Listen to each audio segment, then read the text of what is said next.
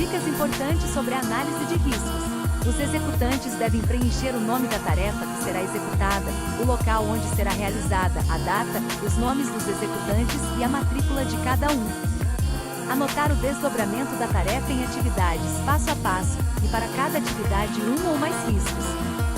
Os executantes devem estar verificando a análise de risco durante toda a tarefa para ter a certeza que todas as atividades foram colocadas.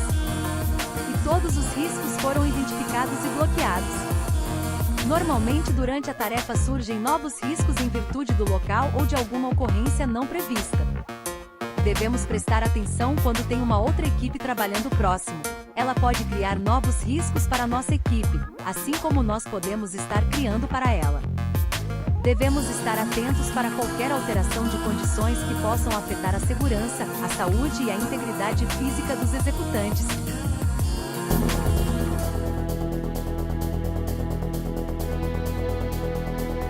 Bom dia! Você sabe por que as empresas devem selecionar as ferramentas e técnicas de avaliação de riscos? As empresas devem escolher as ferramentas e técnicas adequadas para avaliar os riscos associados a uma atividade, processo ou circunstância específica no ambiente de trabalho. Existem várias ferramentas e técnicas de avaliação de riscos disponíveis, como análise preliminar de perigos, análise de módulo e efeitos de falha, análise de árvore de falhas, entre outras. É importante escolher a ferramenta e técnica adequadas para avaliar o risco específico, com base em fatores como complexidade, escala, natureza e probabilidade de ocorrência do risco. Dessa forma, a organização pode obter resultados mais precisos e confiáveis na avaliação de riscos ocupacionais, o que ajuda a garantir a segurança e a saúde dos trabalhadores e do ambiente de trabalho.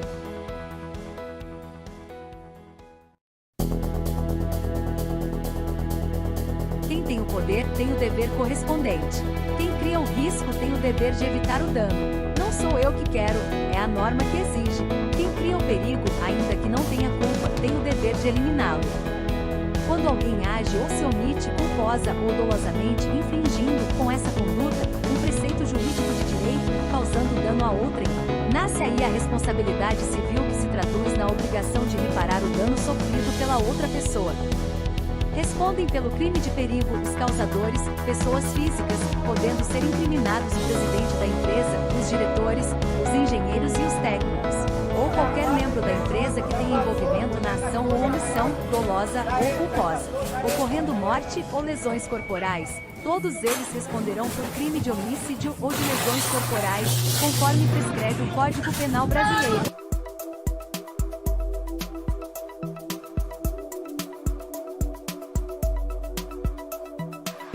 Bom dia! Vocês sabem a importância de se fazer levantamento de perigos e riscos nas frentes de serviços?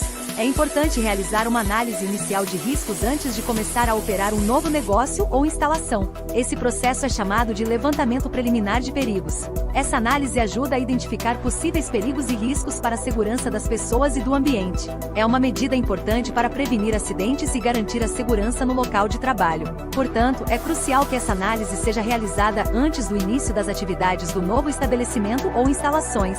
Então não vamos descobrir os perigos e riscos da atividade à medida em que estão sendo executados os serviços. Nesse caso, a sua atividade poderá ser paralisada, porque ela não deveria nem ter começado.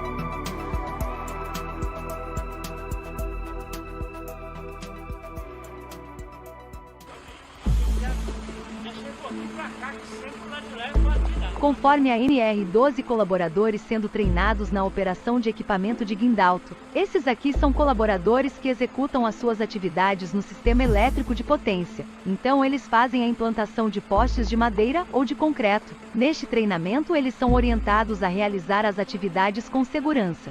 Eles precisam ter habilidade e precisão nas operações de movimentação de carga, pois um erro na atividade pode ser fatal. Por isso, nesse curso, eles treinam exaustivamente para que na hora da atividade à vera, eles estejam treinados e habilitados e pronto para o serviço.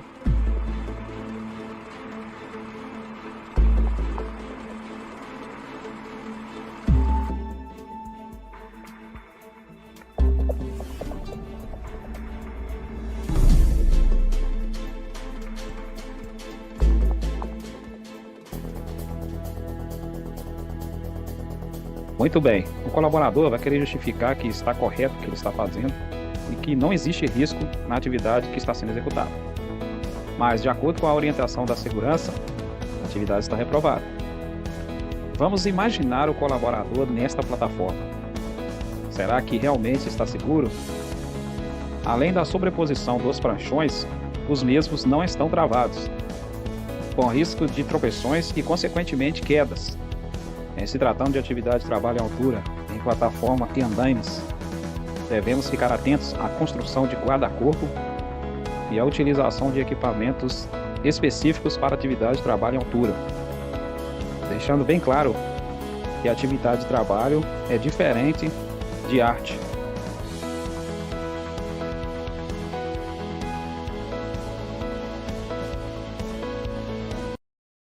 Aqui estamos realizando uma inspeção numa estação de bombas, onde teremos os riscos de choque elétrico com possível queda de objetos, queda de materiais, entre outros. A organização limpeza é muito importante nesse local. Temos, além da sobra de materiais, um emaranhado de cabos elétricos, pedaços de tubos e conexões, que vão sendo deixados ao longo do caminho, para a futura montagem das estruturas.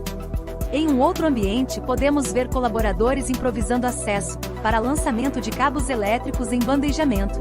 Realização de atividade dessa forma não pode. Em uma central de concreto, o risco de contaminação através das vias aéreas por cimento é grande. Por isso, nesse local, os colaboradores devem utilizar máscaras contra poeira. Evite improvisações nas frentes de serviço. Se a amarração da carga oferece risco de queda das tubulações, paralise a atividade. Carga em suspensão, de forma alguma o colaborador pode colocar a mão na mesma. Sem luva então, jamais. Quem tem o poder tem o dever correspondente. Quem cria o risco tem o dever de evitar o dano. Não sou eu que quero, é a norma que exige. Quem cria o perigo, ainda que não tenha culpa, tem o dever de eliminá-lo. Quando alguém age ou se omite culposa ou dolosamente infringindo, com essa conduta, um preceito jurídico de direito, causando dano a outrem, nasce aí a responsabilidade civil que se traduz na obrigação de reparar o dano sofrido pela outra pessoa. Respondem pelo crime de perigo os causadores, pessoas físicas, podendo ser incriminados o presidente da empresa, os diretores, os engenheiros e os técnicos, ou qualquer membro da empresa que tenha envolvimento na ação ou omissão, dolosa ou culposa, ocorrendo morte ou lesões corporais.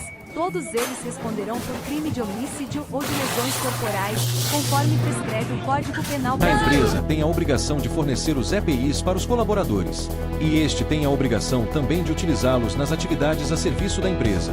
A abertura de chaves parece uma atividade simples, mas se o colaborador não estiver utilizando as luvas de proteção, em caso de uma falha, poderemos ter aí uma fatalidade.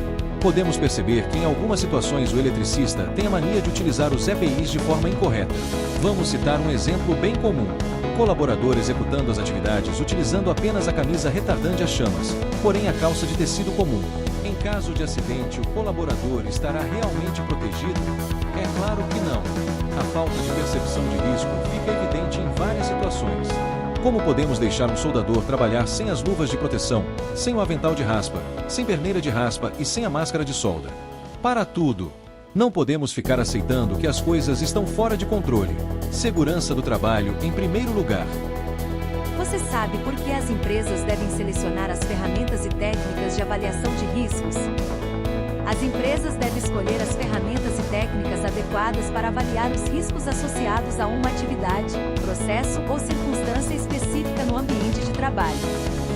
Existem várias ferramentas e técnicas de avaliação de riscos disponíveis, como análise preliminar de perigos, análise de módulo e efeitos de falha, análise de árvore de falhas, entre outras. É importante escolher a ferramenta e técnica adequadas para avaliar o risco específico, com base em fatores como complexidade, escala, natureza e probabilidade de ocorrência do risco.